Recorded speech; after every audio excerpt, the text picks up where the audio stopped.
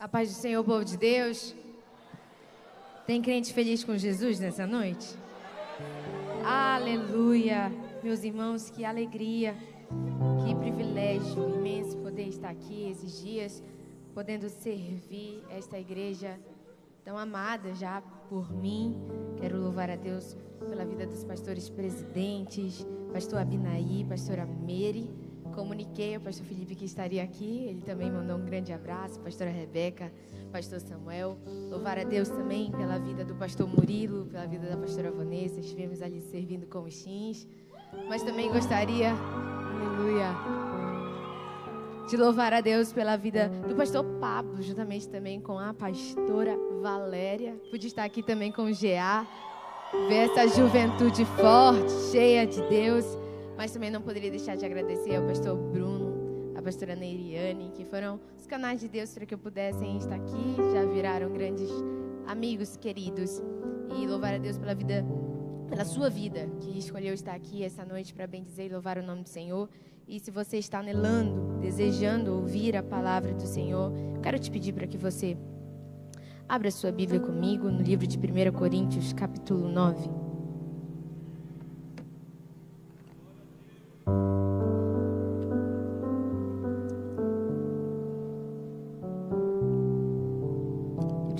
Coríntios, capítulo 9, versículo 24 até o 27.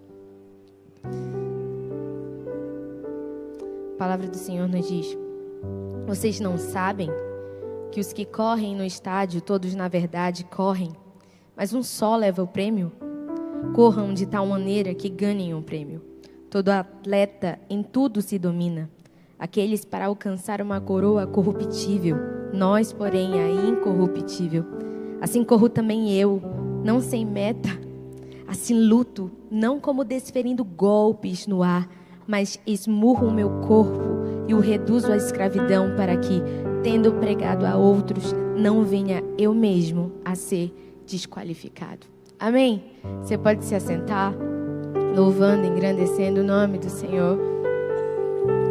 Meus irmãos, hoje o Brasil viveu um misto de emoções. Acredito que muitos aqui criaram expectativas. Eu vi que o ministério está na paleta, lindíssimos. Quem sabe muitos de nós aqui acreditávamos numa vitória hoje, mas o resultado não foi o que a gente esperou. O esporte tem isso, de fato tem isso. Às vezes se vence, às vezes se perde. Há campeões que terminam em festa e outros que terminam em lágrimas.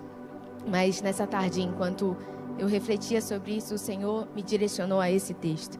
E o Senhor me trouxe uma pergunta ao meu coração. E se nós levássemos tão a sério a corrida espiritual, com a mesma seriedade que às vezes nós tratamos uma competição terrena? O apóstolo Paulo, ele certamente olhou para os atletas do seu tempo e enxergou uma grande lição, e é sobre essa grande lição que nós vamos refletir aqui nessa noite. Ele viu homens que conseguiam suportar tudo aquilo que os seus esportes necessitavam. Renúncia, treinamentos por uma recompensa que cedo ou tarde perderia o seu valor. Então, ele escreve: não sabeis vós que os que correm no estádio, todos na verdade correm, mas um só leva o prêmio? Percebam que o apóstolo aqui, ele não está falando necessariamente de futebol, nem de Olimpíada, e não necessariamente somente da corrida ou de qualquer outro esporte. Mas ele está tentando nos fazer refletir que se existem tantos homens capazes de dedicar tanto esforço por uma conquista passageira, quanto mais eu e você, que corremos por algo que é muito maior e muito superior. Nós corremos atrás de uma recompensa que é eterna. Porque como nós percebemos hoje, no esporte há possibilidade de derrota, mas na vida cristã, Deus não quer e Deus não nos chamou para viver uma vida derrotada. O Senhor nos chamou para perseverar até receber uma coroa que é incorruptível. E é sobre isso que nós iremos tratar aqui, quando Paulo compara a vida cristã a uma corrida. Ele não está dizendo que o nosso único desafio é correr. Na verdade, ele quer mostrar que, enquanto nós corremos, existem obstáculos no meio do caminho. Obstáculos que querem nos impedir de chegar ao nosso destino. Porque nenhuma corrida é importante, ou nenhum outro esporte importante acontece sem uma oposição. Todo campeão encontra obstáculos. Todo atleta enfrenta resistências. E na vida cristã, essa resistência, ela não é apenas humana. Nós estamos tratando de uma resistência também espiritual.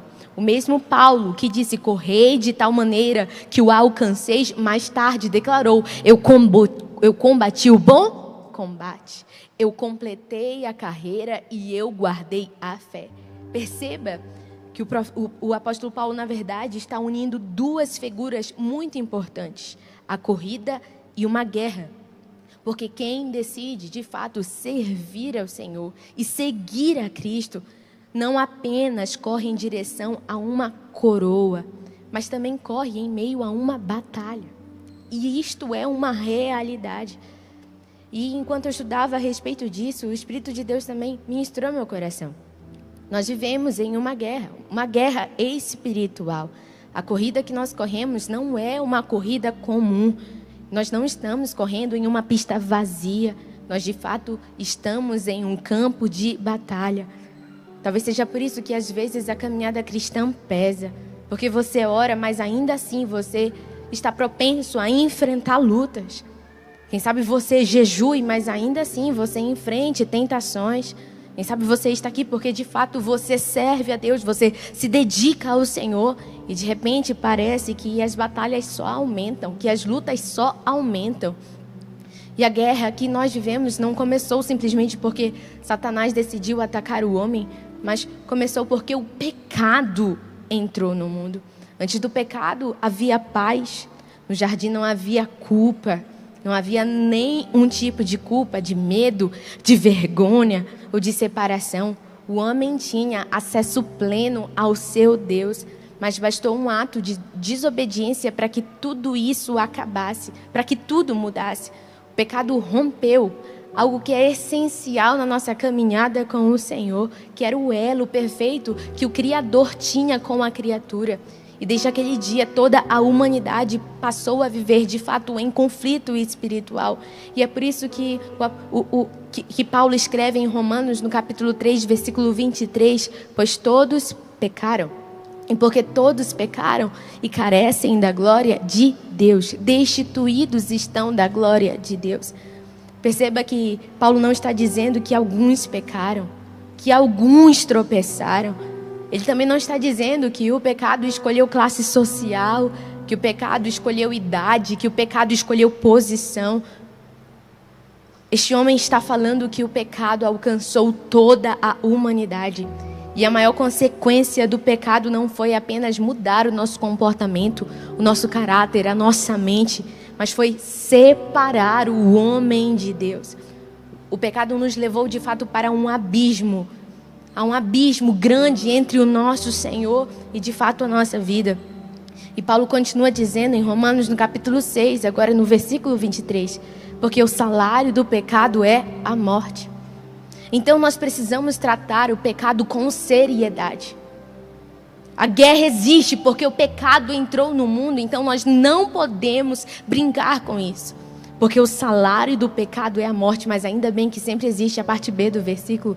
E o Senhor continua dizendo, mas o dom gratuito de Deus é a vida eterna, em Cristo Jesus nosso Senhor. Mas nós precisamos entender que essa guerra, ela pode produzir morte. Para mim e para você. Porque como eu disse, o pecado matou a comunhão, matou a paz, a santidade, trouxe de fato a possibilidade de morte espiritual. Mas a história não termina na guerra. Porque quando o pecado declarou guerra contra a humanidade, Deus respondeu enviando o seu Filho. Para me remir, para te lavar, para te dar a possibilidade de vida eterna. Então, onde o pecado trouxe morte, Cristo trouxe vida para mim e para você. Onde antes havia condenação, Deus, com sua infinita misericórdia, derramou graça sobre mim e sobre você. Onde antes só havia separação, agora existe uma cruz que construiu uma ponte entre nós e o nosso Senhor.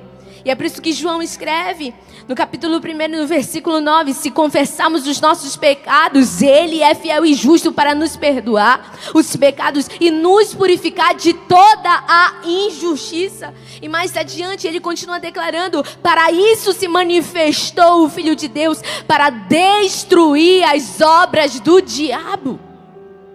Para isso se manifestou. Igreja, escute isso.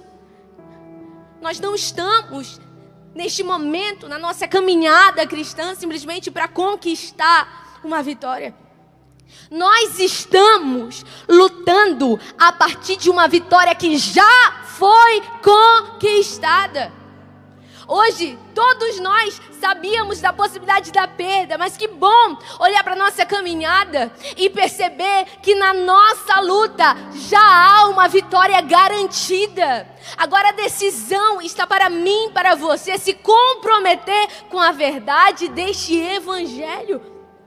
De fato, a guerra é real, o inimigo é real, o pecado é real, mas a vitória de Cristo na cruz do Calvário é ainda mais real. E é por isso que Paulo nos chama para correr essa corrida. Para correr essa corrida. E depois de explicar que existe uma guerra, Paulo volta para a figura do atleta. Porque não basta a gente só saber que nós de fato estamos vivendo essa corrida. Não basta apenas saber que existe um adversário. A gente precisa entender que ninguém vence uma guerra sem preparação. E é interessante porque Paulo diz: todo atleta em tudo se domina. Você pode repetir isso comigo? Diga: todo atleta em tudo se domina. Ele não diz que o atleta domina algumas coisas, ele diz em tudo. Em tudo. Um verdadeiro campeão entende que aquilo que ninguém vê é o que determina o resultado que de fato todo mundo depois vai poder visualizar. Hoje, quem sabe, muitos aqui assistiram 90 minutos de jogo, mas a gente não viu todo o tempo de treinamento, né? Infelizmente não do Brasil, mas da Noruega. A gente não viu os músculos sendo preparados, as lesões sendo tratadas, as lágrimas, quem sabe, de algumas derrotas, mas nós vimos o resultado. A preparação, de fato, é sempre muito secreta, sempre muito sigilosa, e é exatamente assim que acontece na vida cristã. Quem sabe algumas pessoas olham para alguns crentes cheios do Espírito de Deus, cheios de Deus, e às vezes não conseguem perceber ou dimensionar o tanto que essas pessoas já passaram por processos extremamente dolorosos na sua caminhada. Sempre existe uma história escondida, meus irmãos. Sempre existe um quarto de oração sobre toda vitória que nós conquistamos, não é verdade? Sempre existe um joelho calejado, seja seu, da sua mãe, ou de uma pessoa que intercede pela sua vida. Para que de fato a gente seja um crente cheio do Espírito Santo, é necessário existir um tempo de renúncia, de consagração, de jejum. É necessário existir comunhão com o Senhor. Ninguém chega a um ponto forte espiritualmente por acaso. E tudo isso é construído em uma vida de disciplina com o Senhor. E Paulo está dizendo que essa disciplina de hoje pode produzir em você a vitória de amanhã. E então Paulo começa a fazer um contraste extraordinário. E ele diz: aqueles para alcançar uma coroa corruptível. Porém nós, uma coroa incorruptível. Naqueles dias, eu estava pesquisando isso pela tarde, o campeão recebia uma coroa que era feita de folhas. Acho que todo mundo já viu isso em algum filme, em algum desenho, em alguma série. Uma coroa até bonita. Uma coroa que de fato era motivo de honra. Mas poucos dias depois, essa coroa ela começava a secar. Paulo olha para aquilo e, em poucas palavras, quem sabe se questiona se homens são capazes de dedicar a sua vida por uma coroa que seca em poucos dias. Quanto mais nós deveríamos viver de fato, intensamente, com todo o nosso esforço, nossa dedicação, diante da presença do Senhor. O meu irmão, há uns 2 anos atrás, ele se encantou pelo esporte do fisiculturismo. Sabe, pastor, aquele esporte que tem que posar assim, bonitão, né, no palco. E foi muito interessante porque eu vi todo o tempo de preparo dele.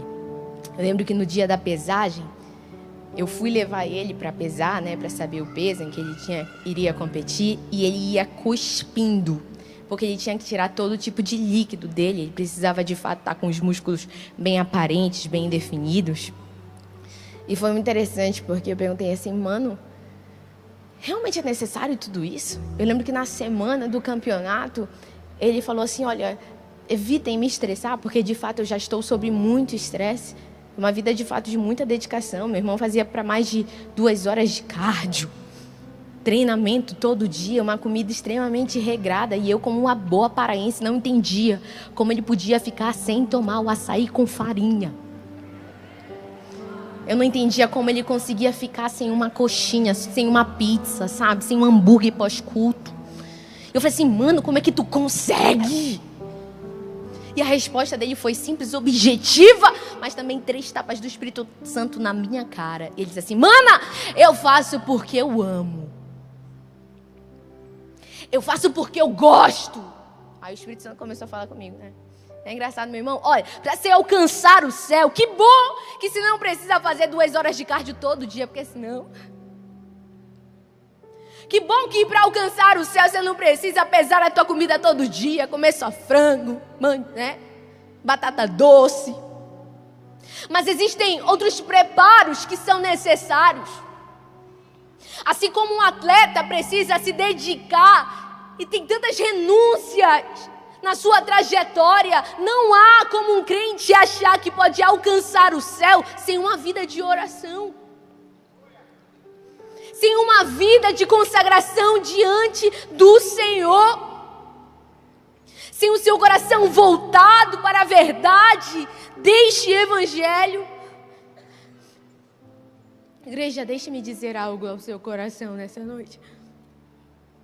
Tudo que o mundo nos oferece é muito bom, algumas coisas são muito boas. Dinheiro é muito bom. Ou tem alguém que não gosta de dinheiro aqui? Não, dinheiro é muito bom. Casa bonita é muito bom. Ter um carro do ano é muito bom. Mas o dinheiro passa, a fama passa. Todo e qualquer sucesso que você possa almejar um dia pode passar. Os aplausos podem cessar. As conquistas dessa terra vão passando, mas existe uma recompensa que nunca passará. E é por essa recompensa que a igreja de Cristo deve correr. É por ela que nós oramos, é por ela que nós jejuamos, é por ela que nós dedicamos a nossa vida.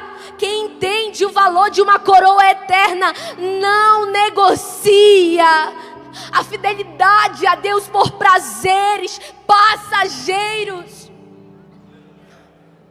E essa precisa ser a verdade do nosso coração. E depois de nos ensinar que todo atleta precisa de disciplina, Paulo faz uma declaração que me chama a atenção. Ele diz assim, como corro também eu, não sem meta, sem luto. Não como desferindo golpes no ar, mas eu esmurro o meu corpo. Eu reduzo o meu corpo à escravidão, para que, tendo pregado a outros, não venha eu mesmo ser desqualificado. Aqui Paulo está mudando um pouco da linguagem. Ele começa falando de corrida, depois fala de luta, de guerra, mas agora está terminando falando do seu próprio corpo. Porque antes de a gente conseguir vencer qualquer batalha, do lado de fora, do lado externo, existe uma batalha que precisa ser vencida aqui dentro, meu querido. Dentro de nós. O nosso maior inimigo não está diante de nós, às vezes está dentro de nós, a nossa carne. Paulo não diz, olha, eu estou esmurrando o diabo. Não, ele está dizendo, eu esmurro o meu corpo.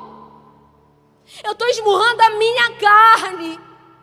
Ele está falando da natureza pecaminosa que habita dentro dele e que insiste em assumir o controle da sua vida. Nós precisamos ser sinceros. Falei isso lá no retiro para os meninos. Tem tanto crente que fala assim, mas a tentação veio, eu não consegui. Mas existem alguns momentos na nossa vida que a gente nem espera a tentação vir, não. A gente arma o cenário da tentação ali. A gente arma. para poder de fato realizar os nossos desejos, a gente cede às nossas tentações. E como que eu venço isso? A Bíblia diz em Romanos 8, versículo 5, porque os que se inclinam para a carne cogitam das coisas da carne, mas os que se inclinam para o Espírito, das coisas do Espírito. A carne sempre vai desejar aquilo que Deus reprova, meus irmãos. A carne ama o conforto, a carne ama o pecado. Ela odeia a renúncia. Ela odeia você dobrar os seus joelhos para orar. Ela odeia tudo aquilo que de fato vai fortalecer o teu espírito. Mas nós precisamos ter uma vida dedicada ao Senhor. E muitas vezes nós teremos que exercer uma vida com disciplina para alcançar um objetivo. É por isso que a Bíblia nunca manda você brincar com a tentação. Ela manda você fugir da tua tentação. Paulo escreve em 1 Coríntios, no capítulo 6, versículo 18. Você precisa fugir da impureza. Fuga! Em 2 Timóteo, capítulo 2, versículo 22, ele também diz: foge também dos desejos da mocidade. Mais tarde, em Provérbios também, ele vai dizer: não entres na vereda dos perversos, evita-o, não passes por ele. Perceba que o Senhor nunca nos diz para negociar com o pecado. Ele diz para você fugir do teu ambiente de tentação, daquilo que te enfraquece. Às vezes a gente acha que nós vamos vencer todas as batalhas enfrentando. Algumas batalhas você vence evitando, meu irmão. Evitando. José conseguiu vencer correndo da casa de Potifar. Ao contrário de Sansão, que se permitiu estar no seu ambiente de tentação. Acreditou que podia brincar com o ambiente da tentação e acabou cedendo. Há pessoas que dizem: eu consigo resistir. Não, mas eu sou o bonzão, porque eu canto no louvor, porque eu prego, porque eu lidero. Porque eu faço isso, eu faço e aconteço. Então eu consigo resistir. Deus não te chamou para você ficar provando que você é forte, não. O Senhor está te chamando para você ser sábio, meu irmão. Você precisa ser sábio. Porque quem ama a presença do Senhor não fica se colocando à beira de abismo nenhum. Quem ama a presença de Deus consegue ter sabedoria para permanecer longe daquilo que vai te afastar do teu Senhor. Isso precisa motivar o nosso coração. Pedro escreve, na verdade, em 1 Pedro, capítulo 5, versículo 8. Sede sóbrios e vigilantes. Aqui é o nosso inimigo, né? O diabo, vosso adversário, anda em derredor como um leão que ruge procurando alguém que possa devorar. É interessante porque Pedro não está dizendo que o diabo procura qualquer pessoa. Ele está dizendo que ele procura alguém distraído. Alguém que baixou a guarda, alguém que nunca mais orou como orava. Alguém que perdeu a sensibilidade à voz de Deus no decorrer da caminhada. Alguém que acreditou que podia caminhar sozinho, sem uma ajuda, sem estar debaixo de uma liderança. Por isso que a palavra está nos orientando e nos direcionando para duas coisas extremamente importantes: sobriedade e vigilância. Sobriedade e vigilância. Não viver embriagado pelas distrações desse mundo. Ser vigilante, manter os seus olhos abertos para aquilo que o Senhor está fazendo e também para as artimanhas do inimigo. O inimigo nunca vai tentar nos destruir de uma vez só. Sempre haverá etapas, processos, pecados no oculto que a gente vai cultivando. É muito interessante porque Tiago escreve no capítulo 4, versículo 7 assim: sujeitai-vos, portanto, a Deus. Resistir o diabo e ele fugirá de vós. Sujeitai-vos a Deus. Resistir ao diabo e ele fugirá de vós. Observe a ordem do texto. Primeiro, você se sujeita a Deus. Depois, você resiste ao diabo. Meu irmão, a autoridade que nós queremos ter não surge do volume da nossa voz. A gente é assembleiano, né? E às vezes a gente gosta de entonar a voz, mas a autoridade de Deus não surge através de uma entonação de voz. A autoridade da parte de Deus nasce da profundidade da nossa obediência. Sabe, no secreto, quando nós cultivamos aquilo que ninguém está disposto a cultivar. Quando nós buscamos, quando o pastor não vê, quando o líder não vê, quando não há motivação externa. Meu irmão, é uma bênção cultuar em igreja, né? Em comunhão, na verdade, com os irmãos.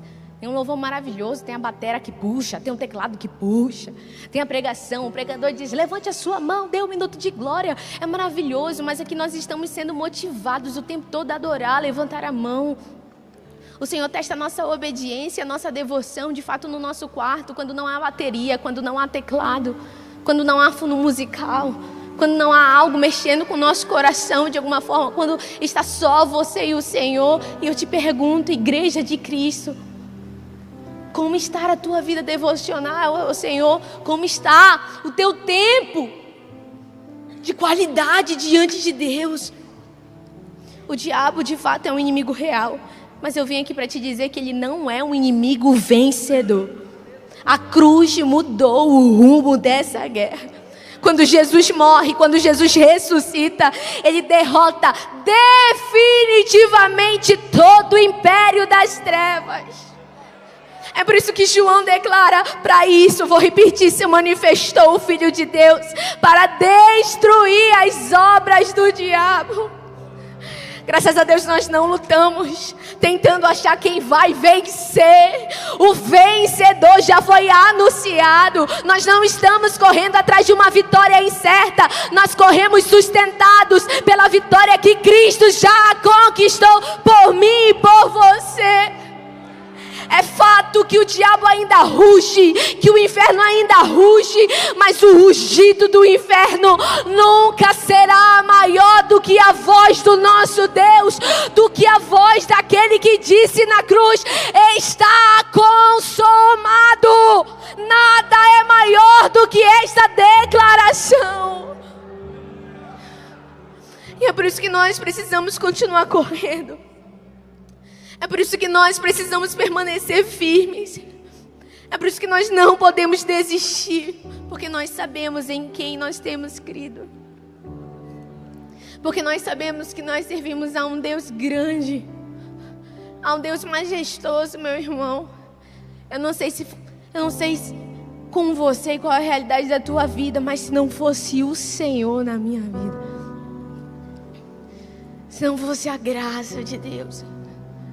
Eu contei um pouco do meu testemunho nos teens.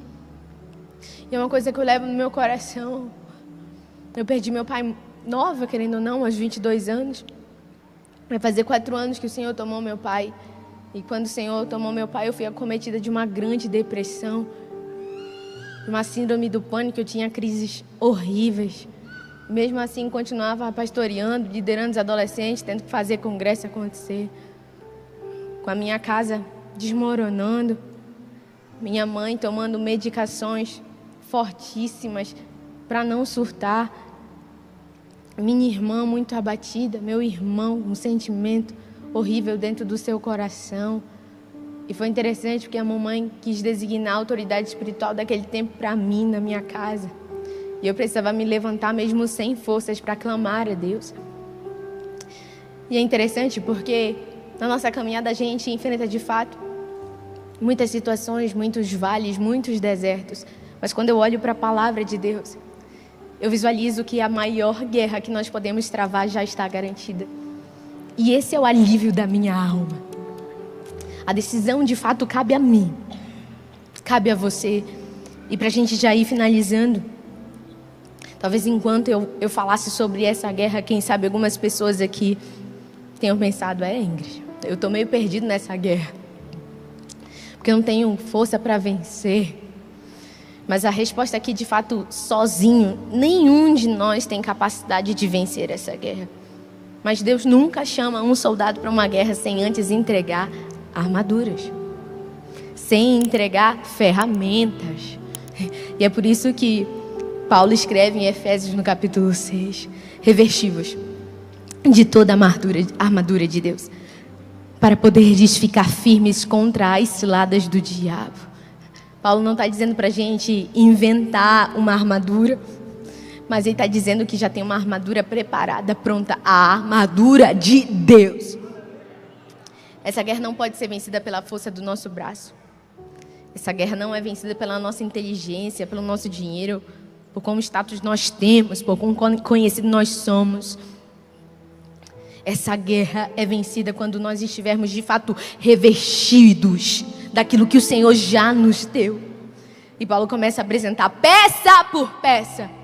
Eu vou citar para que você só relembre: cinto da verdade, couraça da justiça, os calçados do evangelho da paz, o escudo da fé, o capacete da salvação, e depois uma única arma de ataque durante todo esse processo de armadura, que é a espada do Espírito, que é esta palavra do Senhor. Meu irmão, esse é o nosso maior ataque que nós podemos ter, é o conhecimento desta palavra, é de fato nós mergulharmos nesta palavra.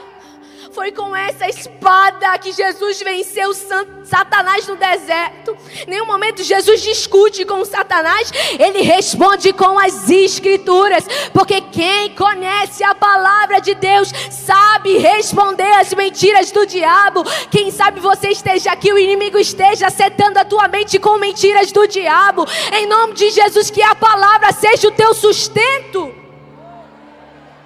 Que as verdades que estão declaradas aqui, que as promessas que estão contidas aqui, sejam o bastante para sustentar a tua fé. Acredite naquilo que o Senhor diz a respeito de você. É interessante que às vezes a gente acredita no que os outros dizem a respeito da gente. Às vezes a gente se afeta com uma indireta, com um olhar torto, com alguém que não nos deu a paz do Senhor. Enquanto existe uma verdade de Deus estabelecida sobre nós. E todas as competições, meus irmãos, tem uma coisa muito em comum. Existe um momento em que é anunciado que tudo terminou. No futebol, pra gente, foi o árbitro apitando o fim da partida. Mesmo depois de um pênalti do Neymar, não valeu. 2-1. Na corrida, existe uma linha de chegada. Na guerra, toda guerra chega um momento da vitória. E na vida cristã também vai ter um momento. Haverá um som. Haverá um som que sinalizará que essa guerra aqui acabou. Que chegou ao fim. Eu não sei para você se foi um pouco frustrante ouvir esse som do árbitro hoje. Minha mana mandou foto chorando. Mal, no culto, mas mal, chorando, tadinha. Minha mãe também mandou foto chorando. Falei, meu Deus, eu nem queria expectativa hoje, que eu estava focado na palavra. Mas que bom saber que existe um som para a nossa batalha e para essa guerra aqui. Paulo escreve como será em 1 Tessalonicenses, capítulo 4, versículo 16. Que diz assim, a mídia pode colocar: porque o mesmo Senhor descerá do céu, com alarido e com voz de arcanjo, e com a trombeta de Deus, e os que morreram em Cristo ressuscitarão primeiro. Pode passar para o versículo 17, por favor.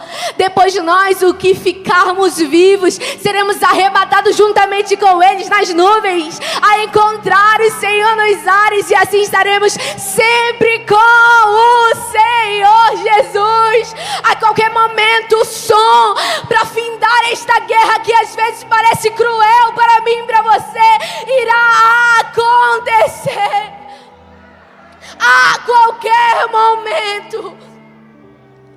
E esse momento precisa ser um momento aguardado, precisa ser um momento desejado. Que cena extraordinária nós teremos a oportunidade de viver e vivenciar. E aqueles que se perseverarem até o fim ouvirão do Senhor aquilo que vale mais do que qualquer coisa que nós podemos conquistar neste mundo. Servo bom e fiel, entra no gozo do teu Senhor. Eu lembro que meu pai sempre falava isso e dizia: filha, eu tenho acordo com o Senhor. A qualquer momento que o Senhor observar que eu posso perder a minha salvação, o Senhor tem a liberdade de me tomar. Porque tudo que eu quero é escutar: servo bom e fiel, entra no gozo do teu Senhor. Eu não sei você, mas se essa esperança está se esvaindo do teu coração, o Senhor te trouxe aqui para que você volte a valorizar o que realmente importa, que é uma vida dedicada ao Senhor, que essa esperança no teu coração de entrar no gozo do teu Senhor. Fique de pé comigo em nome de Jesus. É interessante porque Paulo, já perto da morte, escreve em 2 Timóteo capítulo 4, aquilo que também está na lápide do meu pai. Eu combati o combate, eu completei a carreira, eu guardei a fé. Já agora a coroa da justiça me está aguardada. Perceba a beleza disso em 1 Coríntios. Paulo está dizendo: corram!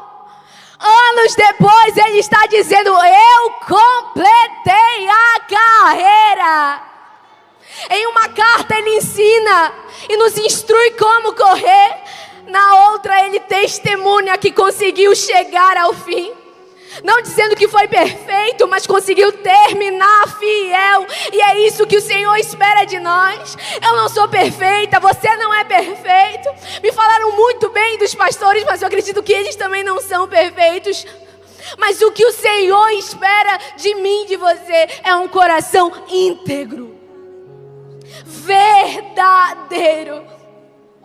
Quem sabe você tenha chegado aqui um pouco cansado, ferido pelas batalhas, desanimado com a caminhada, quem sabe até pensando em desistir. Mas hoje o Espírito Santo está dizendo ao seu coração: não abandona a corrida.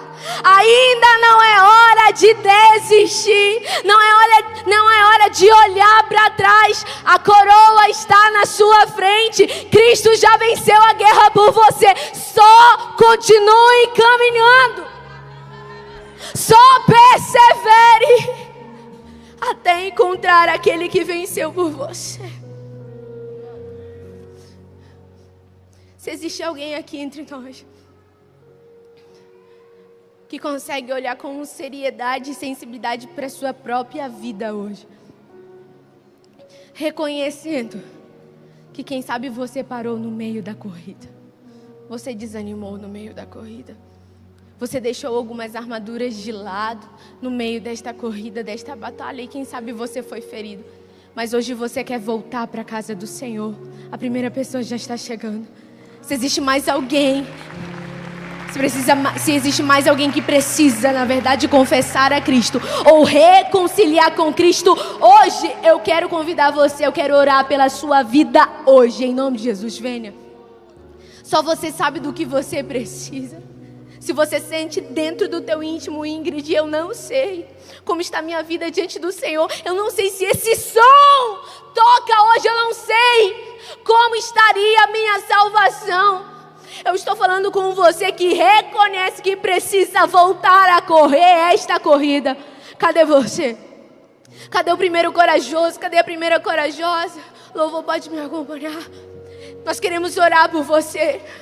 Nós queremos que você saia daqui hoje renovado, transformado pelo poder do Espírito de Deus. Venha, venha. Eu sinto de Deus que há pessoas que precisam reconciliar com o Senhor hoje aqui. Precisam voltar a correr esta corrida. Precisam voltar para o campo de batalha. Venha, venha, venha. Oh, aleluia. Quem Deus liberta, só você sabe do que você precisa. Reconheça hoje. Sou filho de Deus. Aleluia.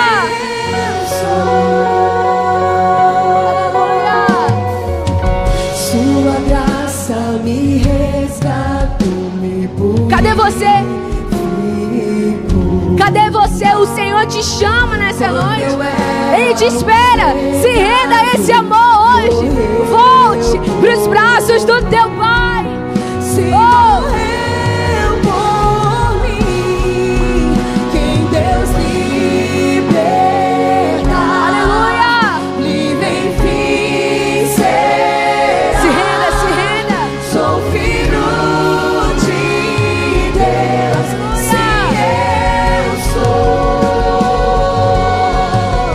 em tua casa.